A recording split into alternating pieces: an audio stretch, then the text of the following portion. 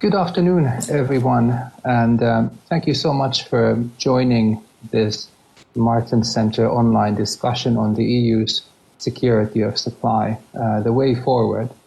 My name is Dr. Niklas Novaki. I'm a research officer at the Wilfried Martin Center for European Studies, focusing on EU foreign security and defense policy. And it is my great pleasure today to be moderating this discussion. As I already said, the topic of today's discussion is the European Union's security of supply, which is a topic that has been on the Union's agenda intermittently in the past years. And we remember events such as the various gas crises between Russia and Ukraine in the past couple of decades that had pushed the topic on the EU's agenda and forced the Union to develop a more rigorous security of supply regime in the field of energy policy. But in 2020, we obviously had and we still do have, the global coronavirus pandemic, which has pushed this topic on the EU's agenda more forcefully than I would say ever before. And this is, of course, due to the fact that, especially at the very beginning of the pandemic in spring 2020, we experienced here in the European Union shortages of critical material and equipment, such as ventilators, face masks, etc., you name it, many critical things that were required to fight the pandemic. And these were, of course, addressed as time went on.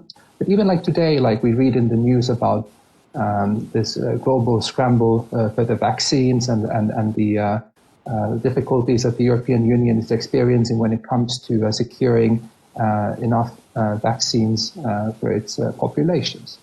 So this is a topic, the security of supply of the European Union, that also relates to another very broad discussion about the EU's strategic autonomy, which is the EU's current international level of ambition for its foreign and security policy. Because if the EU doesn't have sufficient stockpiles of critical material in a crisis, if it doesn't have access to the producers and products that allow it to go through a crisis, then how can it ever dream of being an effective international actor? I think these are very fundamental questions that the Union is only now beginning to ask. But very importantly, and I think this is something that isn't really discussed sufficiently in Brussels, and I hope this issue in particular will be discussed in this event and will be a little bit more enlightened afterwards, how security of supply is viewed across the European Union. The EU's current security of supply has focused very heavily on securing supply networks and making sure that critical material flows seamlessly from global markets to the European Union. But for example, the security of supply discussion and the security of supply culture, especially in Scandinavian countries, is a little bit different to this. There tends to be a lot more emphasis on stockpiling, preparedness, what Scandinavian countries sometimes call total defense, which isn't something that we yet really discuss in the European Union. So to sum this brief opening statement up, I think there's a fundamental need not only to take further steps in the area of security of supply to boost the EU's resilience against current and future crises, but very fundamentally also improve our understanding of what we actually mean by security of supply at the EU level.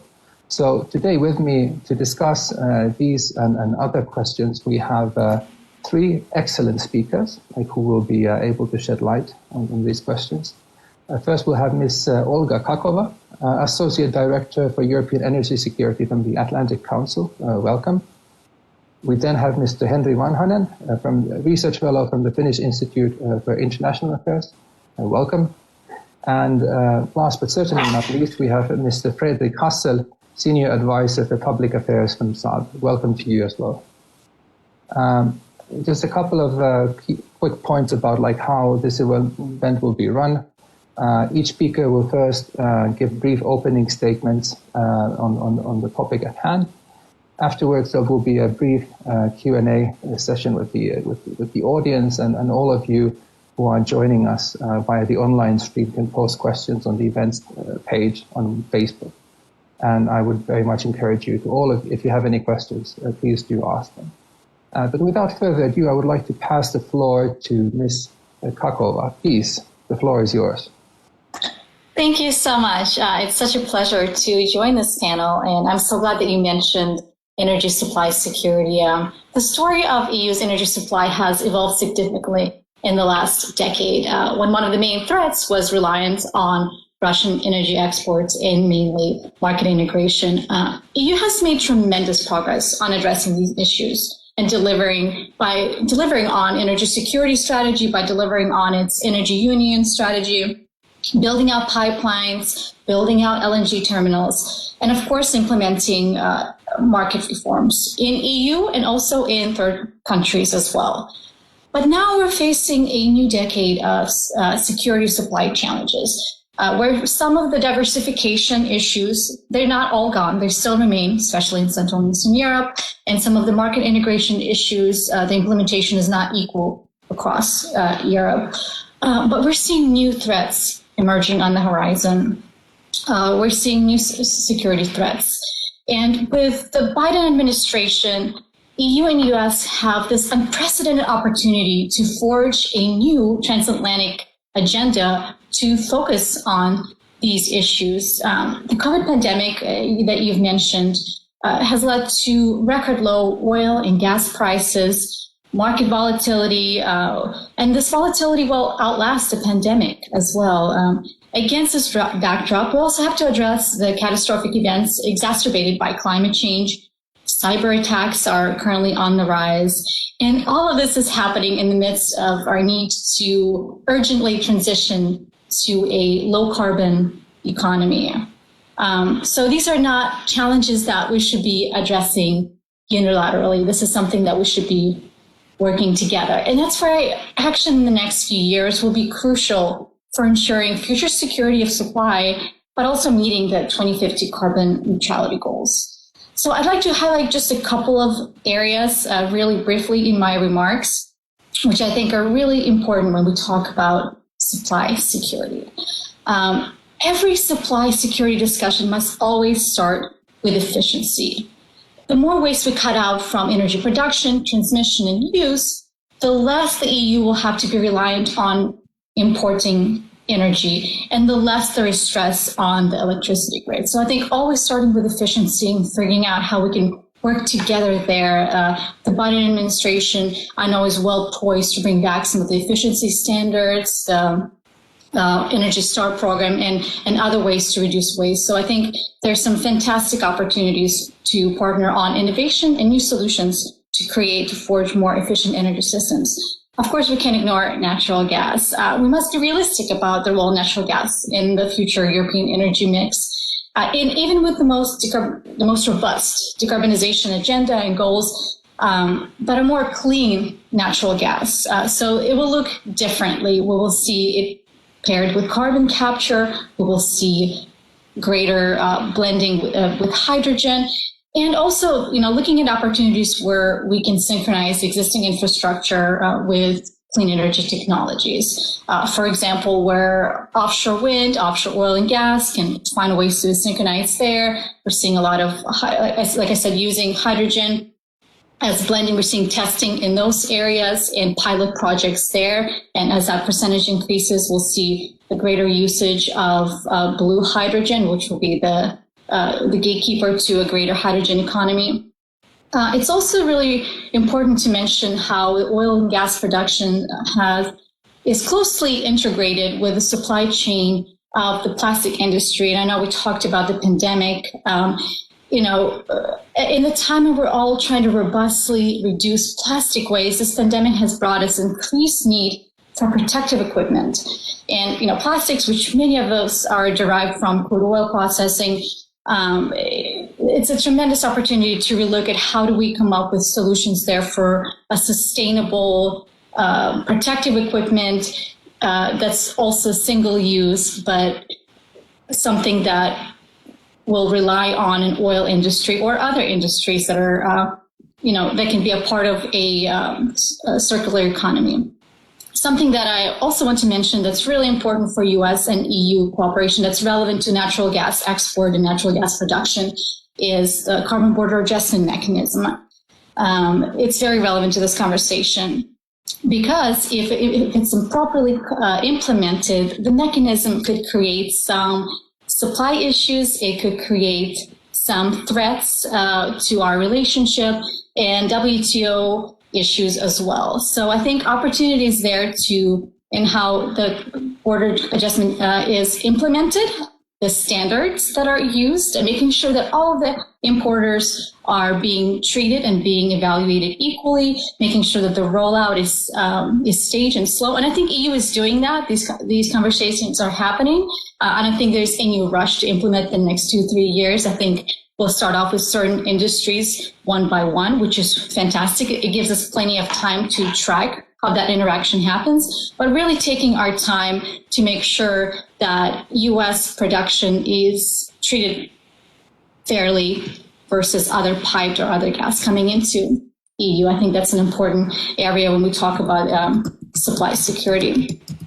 So one of the areas that I'm most excited about is supply security for EU's energy transition, because there is going to be a tremendous change to the supply chain. Whether we're looking at solar panels, wind turbines, batteries, hydrogen infrastructure, all of these clean energy technologies tend to be heavy on steel, cement production, which we know is one of some of the industries that are hardest to decarbonize. So figuring out what those supply chains look like, partnering on ways to produce these materials together, whether it's domestically, and of course to fully prioritize this energy transition supply chain. I think we need to cooperate on rare earth minerals mining. I think that will be a really important component of all of these clean energy technologies. So going back to looking at how we can recycle, how we can produce those rare earth materials domestically, but then also looking at how we can produce them overseas in a sustainable, responsible way that is respectful towards local communities and that leaves local communities in a great position. One of the few, I just have one or two last things that I want to mention in my remarks, and I know that we'll get into hard security later in our discussion. But it's really, important to know that the Biden administration has a strong interest in reinvigorating, support for NATO, which has frayed during the Trump administration. And part of this conversation is ensuring that NATO forces are securely fueled, especially since certain fuels demand a different type of fuels and processing than some civilian needs, and there's a slightly different supply chain. So really paying attention to that. U.S. and EU can work on all of these issues through multiple existing mechanisms, for example, like the U.S.-EU Energy Council. But there's also tons of opportunities to improve multilateral and bilateral relationships through other organizations and government entities. So I think we can spend an hour to discuss each of these topics. They're all really important to supply security and to U.S.-EU cooperation. So I'm going to hand it over back to you, and then I look forward to discussing further each of these issues in the Q&A segment. Thank you so much. Perhaps just a quick follow-up question, because you excellently already touched the transatlantic aspect of this. So do you foresee that the Biden administration will come up with new initiatives, also in the area of security of supply, on its cooperation with the European Union? I read today in the Financial Times that the administration is preparing an executive order related to the security of supply. But do you see that in its cooperation with the European Union, the United States might want to boost cooperation in this area? Absolutely. I think that has to be an area of priority, and it's really fantastic to see that both sides. I've even seen, EU's paper on the priorities came out in December, also mentioning cooperation on supply. So I think there's transatlantic understanding that this area is important. I'm a huge fan of using existing platforms, using existing mechanisms to do this work. There might create a new body to make that happen, and that's great. But I'm a huge fan of, if you have an existing body, don't spend the time reinventing a new body to go in and do this work. If US-EU Energy Council can do it, if other trade cooperation entities can do this work, then let's not waste time on creating any new infrastructure to do this. Let's just get to work because we're on the same page. We know this is important. Let's get it done. Let's move forward and identify where the gaps are when it comes to supply chain. We just don't have time to be implementing big, new bureaucratic systems. Let's just use what we have. Thank you so much. And now we're going to move to a perspective from Finland. So, Mr. Vanhanen, the floor is yours. Well, firstly, I would like to thank, of course, Marta Center and Niklas for inviting me as a panelist to this discussion. It's a real pleasure to present a Finnish perspective on the security of supply. As you, Niklas, know, this is something that we Finns have taken seriously for a long time now. So as we have witnessed, the most acute concerns around the pandemic are dealing with the gloomy economic impacts of the crisis. However, as I think one of the main ideas of this panel discussion is to indicate that there are also severe shortcomings in the EU security of supply, as we have witnessed. Many member states initially found themselves dealing with the crisis alone or lacking essential medical resources. And since the early stage, it has become evident that while the security of supply has so far been a matter of national decisions, the EU also needs to have a comprehensive strategy to improve its crisis resilience. Now, Finland has a long tradition of making a coordinated effort to ensure an adequate supply of items needed for emergencies. Thus, the Finnish model could, of course, provide the basis for a more inclusive and integrated EU-level security of supply. Now, there's no universal definition for security of supply. The concept is related to actions very differently in different states. Generally speaking, the security of supply refers to the ability to maintain basic economic and critical infrastructure and other societal functions that allow the continuation of normal life in the event of major disruption. The difficulty in finding a universal definition is partly due to the fact that states differ in their internal and external characteristics such as energy, self-sufficiency, natural conditions, their political situation, security policy solutions, and logistical connections. Therefore, there's no one-size-fits-all approach to the problems stemming from the COVID-19 pandemic in terms of EU security of supply. The concept of guaranteeing the supply of items needed for emergency can be said something that is imprinted in Finnish societal approach. Finland's cold climate, remote location, and dependence on maritime transport, energy-intensive economic structure, and long transport distances are special features that affect security of supply objectives and choice of means in Finland. The majority of Finnish goods, both imports and exports, pass through the Baltic Sea. And in addition, the majority of Finland's external data traffic is also carried by submarine cables, making the Baltic Sea an essential supply channel for Finland. The idea of voluntary emergency preparedness sets Finland from a large part of a number of other Western countries. And although there were some serious shortcomings in Finland's own security of supply that were revealed in the midst of the crisis in the early stages, cooperation between the Finnish authorities with the aim of comprehensive security has, I would say, been one of the most developed in Europe. It has also received positive attention in international media during the crisis. I remember the New York Times wrote a piece on Finland's emergency stocks, for example. When the pandemic struck Europe in the early spring last year, Finland had a stockpile not only of medical supplies, but also of oil, grain, agricultural tools, and raw materials. And the purpose of these materials and stockpiles was to secure the livelihoods and economic activity of the population. In terms of coping with the risks, the Finnish strategy is based on the assumption that preparedness is part of common day-to-day operations and solutions.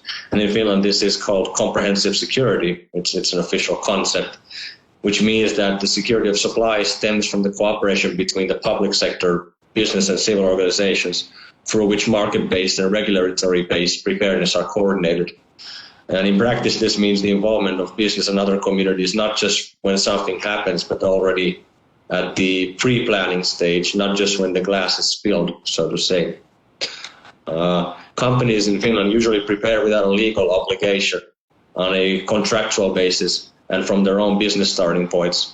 the pillars and methods of cooperation are built into processes during normal times, it is undesirable that during a disruption, management relationships or responsibilities will be unclear or undergo changes. And thus, the special feature and strength of the Finnish system is to secure these vital functions through the efficient and comprehensive use of resources of the society as a whole. Now, the security of supply in Finland is organized through a comprehensive cooperation network involving government, industry, and companies that are critical to the functioning of the society.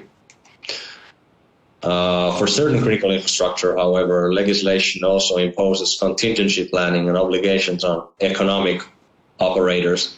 This is to ensure that the necessary resources and processes are available for both for the companies and vital functions of the societies in the event of disturbances. For example, importers of crude oil and petroleum products are obligated to store an amount of equal to the 2-month average of imports, while in wider network telecommunication operators are obligated to maintain the mass communications network in such conditions that they can transmit energy and emergency announcements.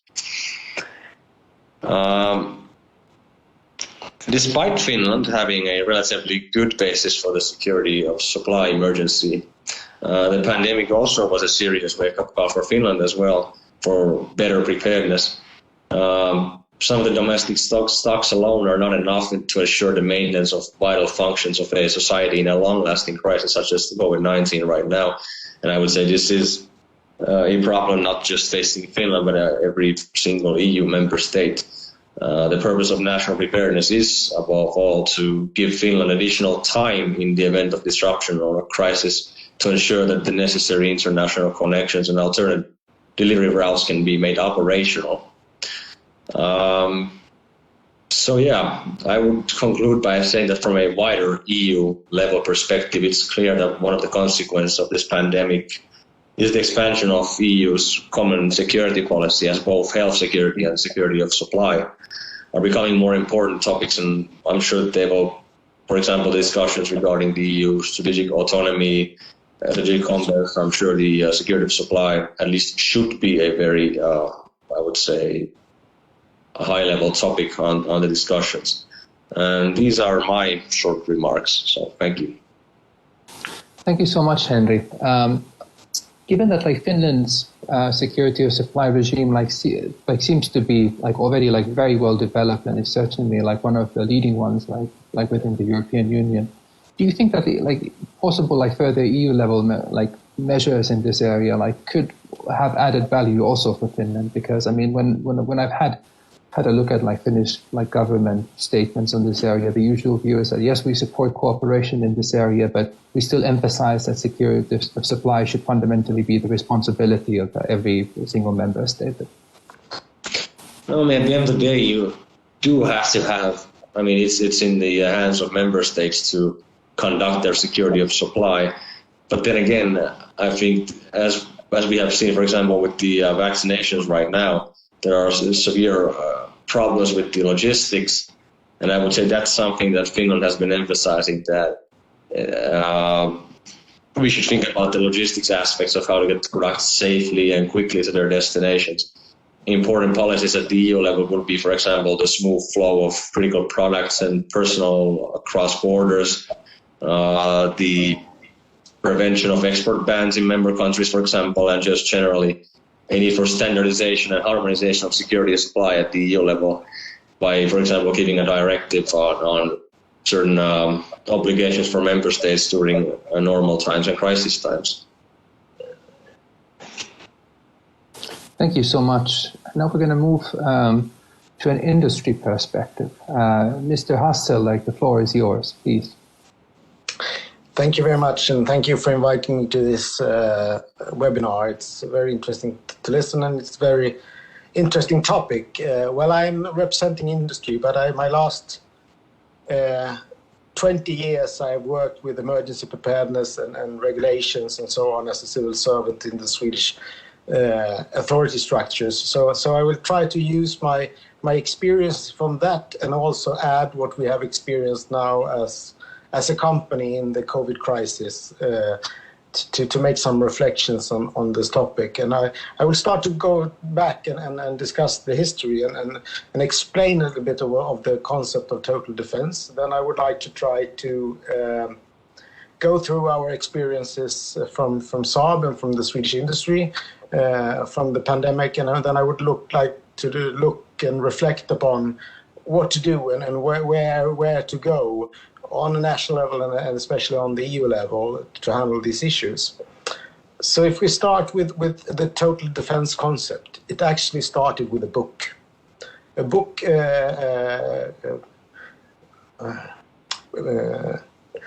presented by a German general in 1937. General Ludendorff wrote a book about the total war, where societies were to combat each other as societies, not as armies. And then we had the Second World War, and then we had the Cold War. And it was in the beginning of the Cold War that small countries like Sweden and Finland, with the threat of the Warsaw Pact and non-part of NATO, started to develop the total defense concept. We had to be able to handle everything ourselves. Saab, for example, my company, is a product of that philosophy. So in the defense industry arena, we had to be self-sufficient in all branches, in all technologies. And that heritage we still work on today. When the Cold War ended, Sweden weren't prepared to pay the cost for that total defense anymore. We thought that we didn't need it, and we started to dismantle it.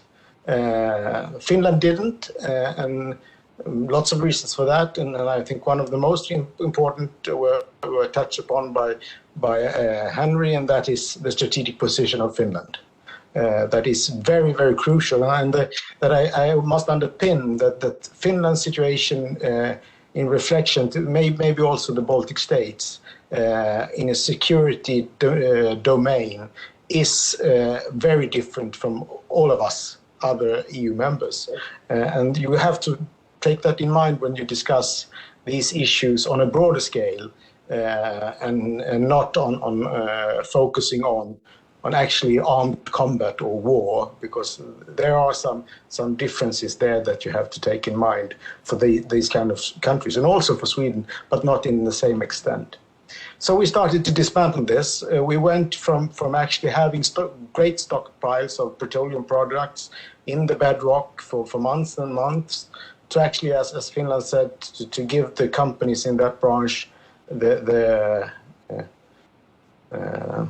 obligation to actually keep stockpiles in those areas and those kind of regulations. But during my time at the Swedish Crisis Management Agencies in the early 2000s, we started to sell out all the raw materials that we had stockpiled.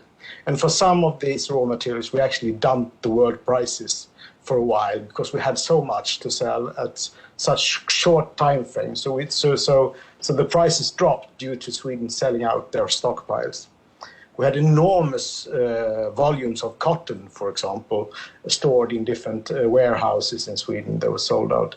That probably did not have an effect on the world price on cotton. But we did so because we thought that we don't need to take this effort to have everything stockpiled anymore. So there we are now today, and when the security policy structures around us are and our security position are decreasing again, we are looking back and trying to understand how can we use the total defense concept in a new perspective to build resilience once again. And I would take some examples from our recent experiences with the COVID and say that when the COVID struck Sweden in the spring, we were all, and I think there are many companies that were asked to shift their production. And two of our factories, one who actually creates or makes camouflage equipment on a daily use, shifted their productions to start producing PPEs. And the shift for that factory from camouflage equipment to PPE took 3 hours.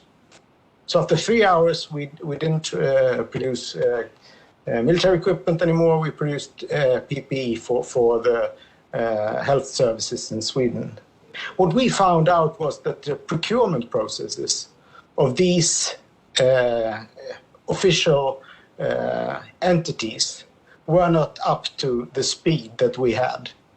We were able to find contracts on the regional level, but not on the national level. There were no one to speak to. There were no one who had the speed and agility in their processes due to legislation to actually procure what we were able to support them with. Because we were a new player, we weren't there. There were no agreements with us on these areas, but we had the products. The products were not really, in all respect, tested, but they were made robust with the expertise that were there. So after that, we started to discuss with other companies that have these kind of PPEs as their core products. Mölnlycke, for example, is a Swedish company that have all their production outside Sweden. I think that they have most of their production outside Europe as well. But it's one of the major actors in the PPE area. So we said to them, how can we use your digital stockpiles of these kind of materials to actually use when we are shifting our production lines to be able to support society in a crisis?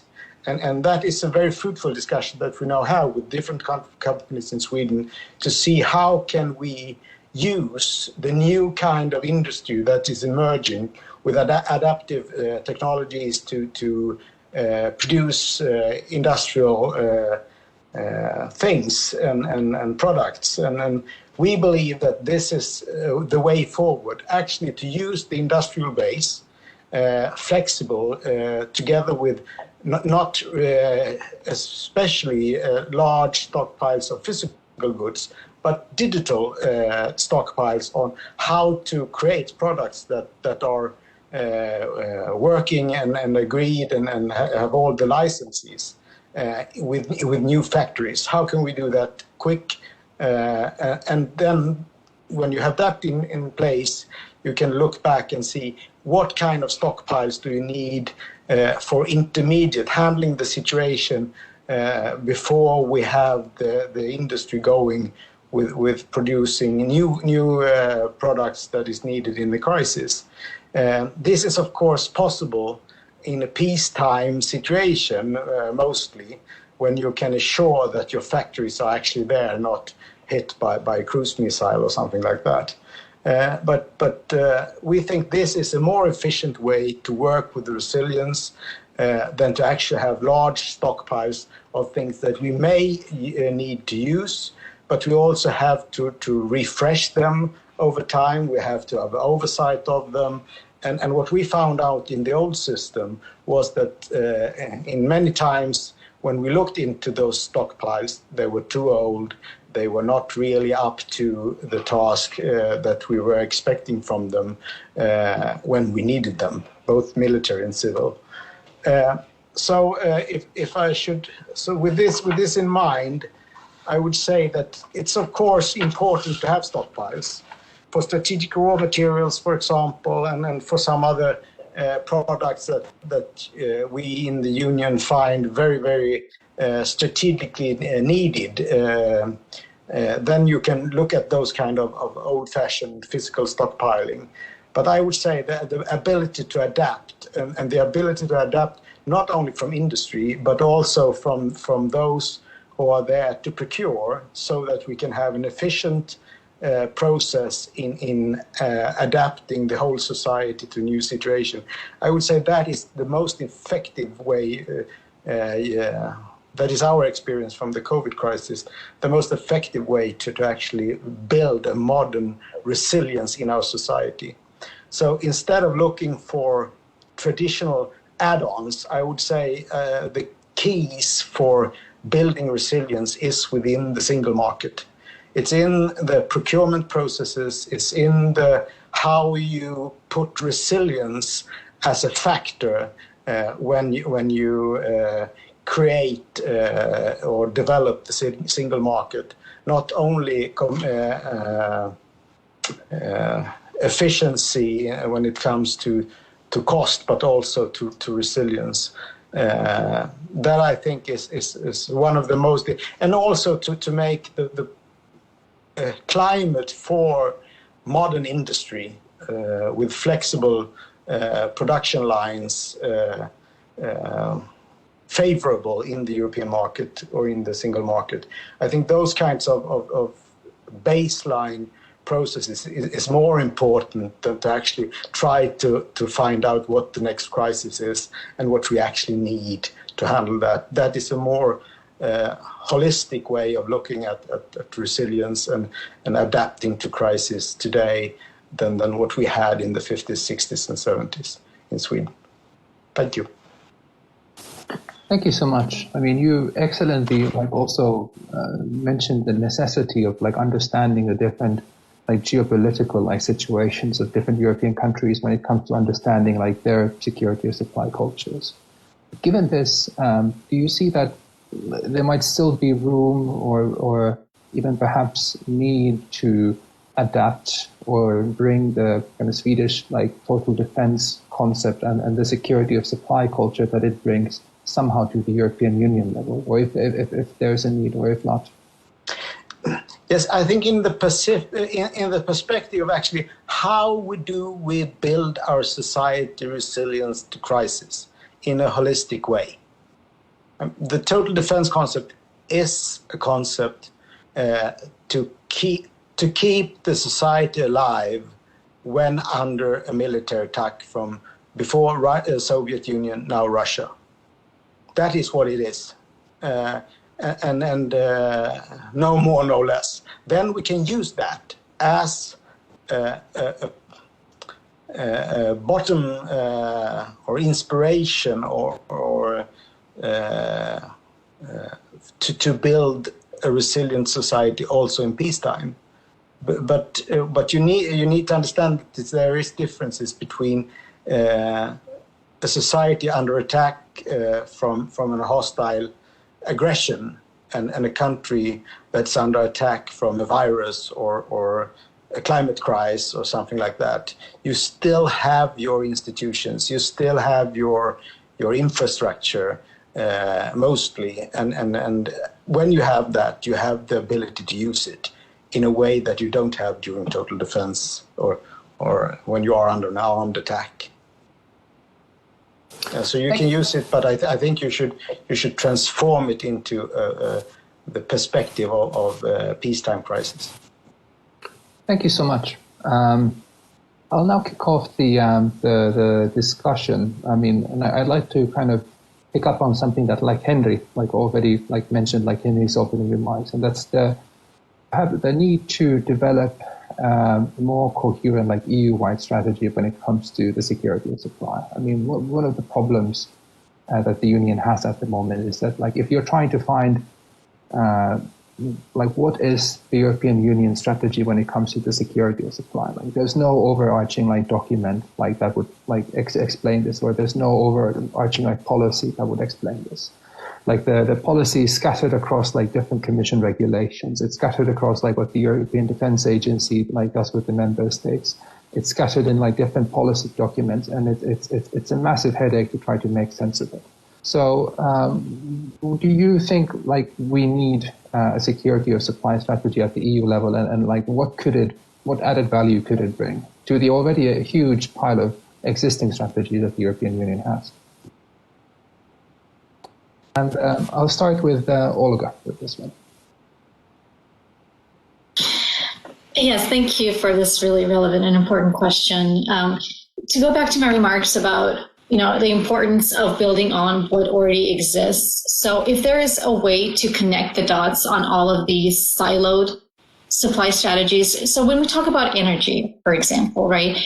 You mentioned the different EU member states have different needs and might be at different levels of energy security. So, of course, a unified strategy already exists there and has been successfully implemented. But as we go into the future, and let's take, for example, cybersecurity when it comes to the energy sector and oil and gas sector and energy transmission, there is value in creating a new cohesive, and that's already happening. Of course, the private sector is leading that charge, but regulations on the EU side and also on the US side are slowly developing. We're seeing a better sharing of information, but we're not quite there yet. So I think it just depends on what we're talking about. In areas like cybersecurity, in areas like energy, those areas, it is important to have this large cohesive supply strategy to be on the same page, and even a transatlantic, like I mentioned, strategy.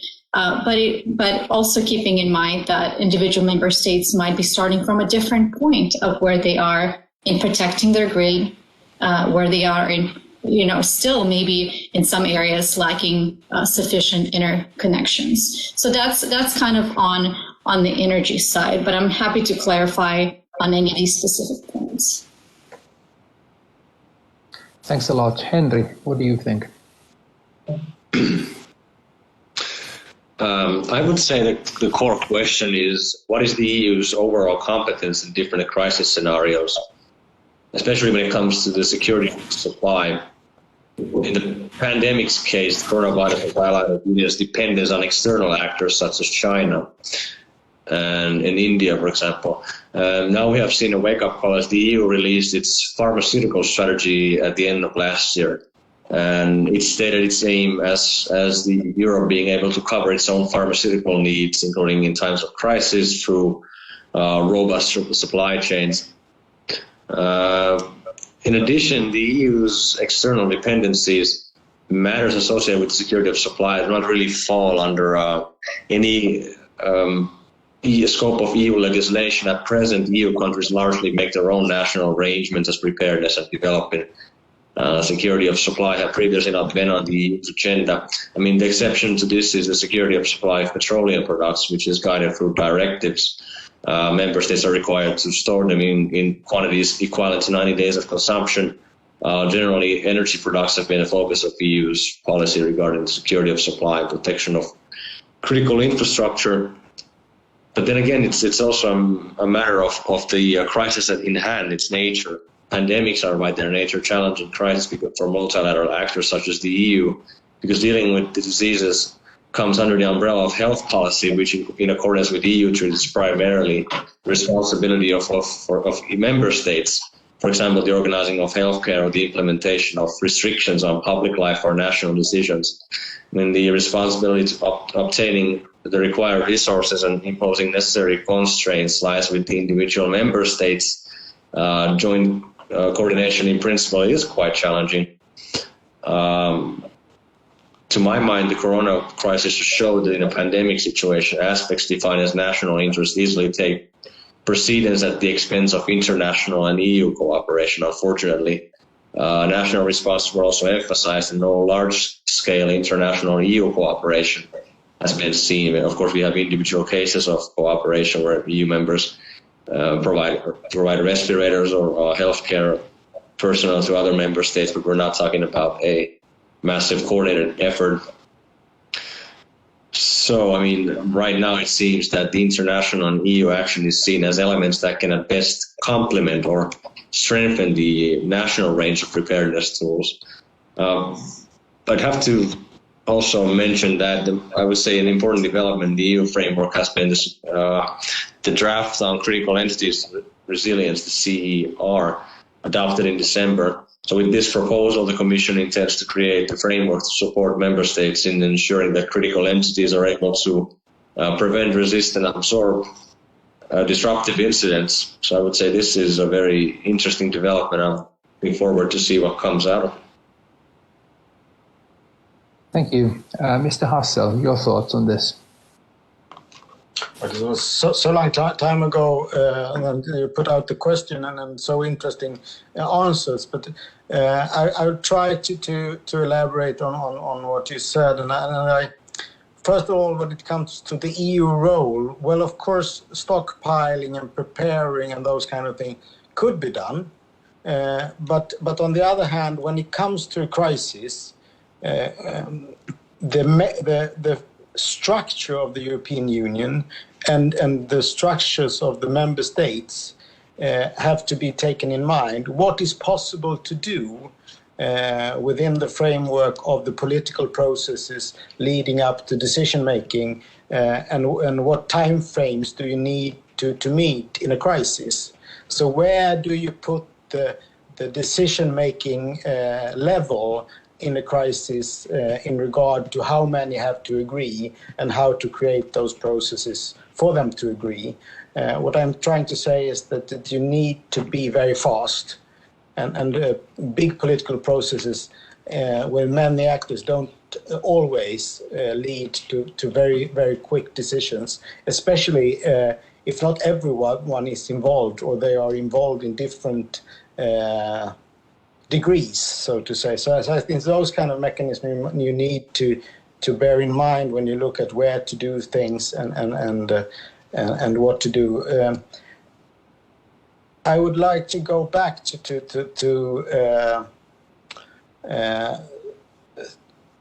what I tried to say in my remarks, that I think that looking into how to create a better environment for industries, for companies, for decision-making processes to take place is probably more efficient than to try to adapt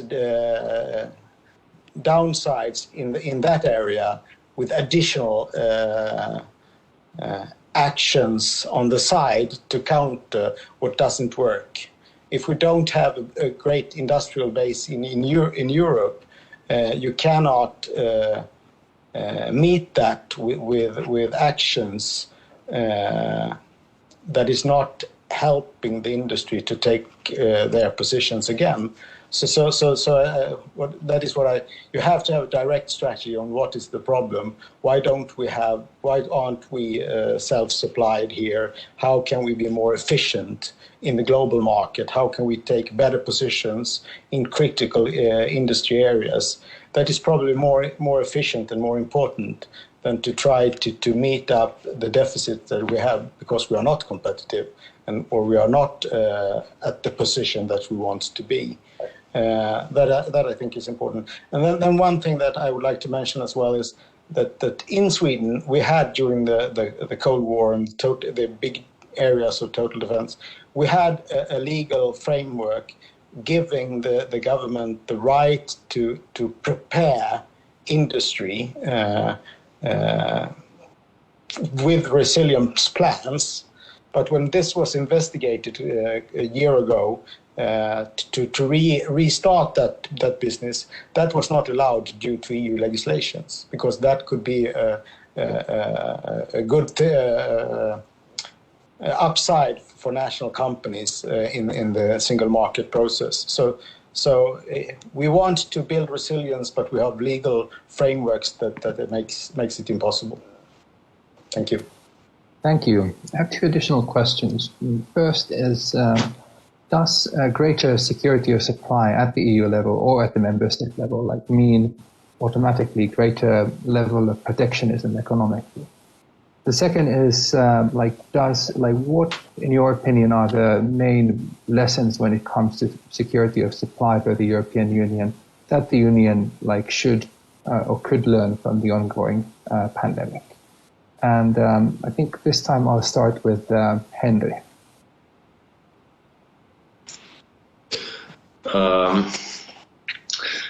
Something that I've learned that is known to be efficient in the Finnish model of security of supply is the very close the comprehensive security model and close cooperation between private sector business and the government sector. as far as I've learned, this has been something that, creating these pools, especially before already the crisis times, that we have existing pools between, for example, certain critical infrastructure businesses and government planning, and we have this security council, so to say, this comprehensive security council in Finland, which heads all the permanent secretaries of each critical ministry, and also includes business pools. So I would say this is something that the EU perhaps think about. It's something I've learned also from the Finnish side, how they would want to see the EU security of supply development, that they would already have much more closer and deeper existing pools than right now between businesses, for example. Thank you. And Mr. Hassel, what do you think? Yes, can you please take the questions again? So, does greater security of supply mean greater protectionism at the EU or national level? And then, what are the main lessons from the coronavirus pandemic when it comes to security of supply for the European Union? I would say that it doesn't need to lead to protectionism. The other way around, as I said, it could be to be more efficient and win positions on the global market, and then be stronger in that way, or be smarter in that way. But if you give up, you can of course always go to protectionism and try to ensure that, or you can have these kind of additional systems to give you the position needed, or the resilience that you want to live up to. But that comes with a cost.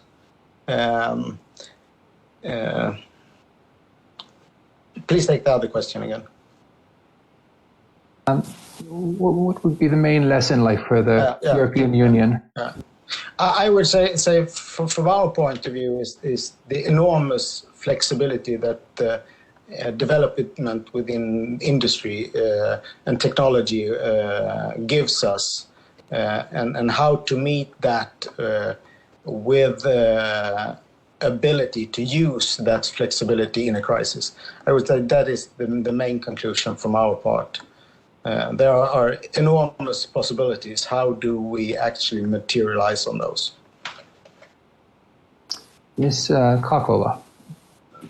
Yeah, I actually think it's the other way around when it comes to protectionism and improving security. I think we can actually be stronger together when we coordinate on these issues and when we have cohesive strategies. I'll just take one example with the recent volatility in the natural gas markets, with the prices, going higher with the cold front, and U.S. being able to deliver as a reliable exporter. That's just one small example. Now that goes beyond energy. That goes across the entire supply chain. We do much better, and we have a lot more resiliency options when we are in this together and when we coordinate, saying, okay, you might be running out of this particular material. Let us step in. Let us help you out. And that goes both ways in the transatlantic relationship. So I actually think it's the other way around. On your second question, in terms of the lessons learned, I think it reiterated the value, the human capital of the energy equation. I think a lot of times when we turn on the light switch, we forget that there's this tremendous network of professionals behind the scenes that we often forget about, who are making sure that we have access to electricity and power and gas whenever we need it. And this pandemic has reiterated that and made us think about protecting and valuing these individuals who, whether they're working on making sure that the transmission lines are working securely, or working on the rigs, or working on building out new wind farms and so on. I think it just reiterates the value of that human potential, human skill, and making sure that we don't forget about protecting the workforce and doing everything to make sure they're taken care of, whether it's the next pandemic or some other issues that come up, especially as we deal with cyber security issues. Thank you so much. We have about five more minutes. There's one more question that I'd like to ask, and that is possibility or perhaps like if there's a need, in your opinion, of developing some kind of European level security of supply agency or a center of excellence, perhaps modeled after the Center of Excellence for tackling hybrid threats, like in Helsinki, that would be tasked with promoting best practices, like studying security of supply regimes in different European countries, promoting cooperation at the European level, and then promoting like ways of like handling different issues at the national level. I think kind of this sort of system like could add value, perhaps. But I'd be interested in hearing kind of your thoughts on it, and like, I mean, whether something like this could work. Perhaps it wouldn't. But I'll start with Mr. Hassel with this one.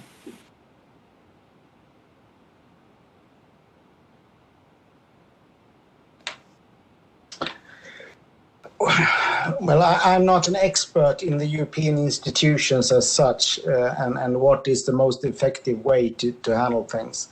I would say that to have someone who safeguards or guards the perspective of resilience within the other parts of the EU legislation is probably the best way of bringing up an effective system of being better prepared for the next crisis. To create an entity working as a new stovepiles beside all of the others, then I'm not sure that it's that effective. And if this should be an agency or something within the Commission or what, I'm not an expert on that. But to have someone who looks into and try to protect the resilience perspective when you look at the development of the EU project, I think could be a good idea. So we need some kind of resilience czar at the EU level, like the Americans have czars for different policy issues. So I think it could be one takeaway from this event, resilience czar. And then I'll move to Ms. Kakova. Your thoughts? Sure. Of course, my question is always going to be, can this be done at an existing institution that already exists and then, built out under that? If not, maybe the answer is no. Maybe it needs to be a new mechanism, a new organization, a new agency. And if so, I think just a few things to keep in mind is ensuring cooperation with the private sector, ensuring really close work with colleges, universities, national labs, and of course, governments within the EU and international cooperation. So just making sure that is not done unilaterally, that it interconnects with a lot of different things that already are happening, a lot of progress that's already being made, and capturing that progress, like, as you mentioned, those best practices. And then there's a mechanism for us to share those best practices through a transatlantic mechanism as well. Thank you. Henry. I agree with Olga on the fact that existing structures are always, I would say, more easier and efficient than creating something that you're not sure is going to even work. So you and I, Niklas, we have written in the past about this subject, and this was related to the idea by the High Representative Borrell when he last year proposed on the creation of a common European security of supply pool. According to him, it would make sense than each member maintaining its own national security stockpiles, as in the case currently. Now, you and I wrote that the idea of an EU-level security supply, if it gains popularity among politicians and other decision makers, its implementation could be considered in the framework of PESCO, for example. This would raise, of course, the level of the ambition of such a project, and EU countries belonging to the PESCO have committed themselves to complying with a total of 20 binding criteria. Now, PESCO already includes one security of supply project, which is a German-led central logistics network that aims to improve the ability of supplies for military operations, increase the joint storage of this equipment. So Perhaps PESCO could be one platform to develop these ideas, I would say. It would be I would say, a lower threshold than creating a completely new structure on the issue. Thank you so much. I think this is a topic that we could probably continue discussing another hour, but unfortunately, we're running out of time. I think this is really one of the fundamental challenges, for not just for this year, but for a long time to come for the European Union and for the member states. I mean, I think we're just now starting to understand what is the scope of this challenge. What are the implications for single member states? When resilience measures fail in a crisis, what are the implications for the Union as a whole? And indeed, what are the transatlantic implications as well? When we experience energy crises, and what could the transatlantic relationship contribute more to ensure greater resilience on both sides of the Atlantic? And I really I want to thank all of you for sharing your thoughts and participating in this event. And I would also like to thank everyone who tuned in to follow us following this event live. Thank you so much, and I'm sure we're going to continue working on this discussion in the future. So without further ado, I wish everybody a pleasant evening, and see you soon. Ciao. Thank you so much. Thank you very much.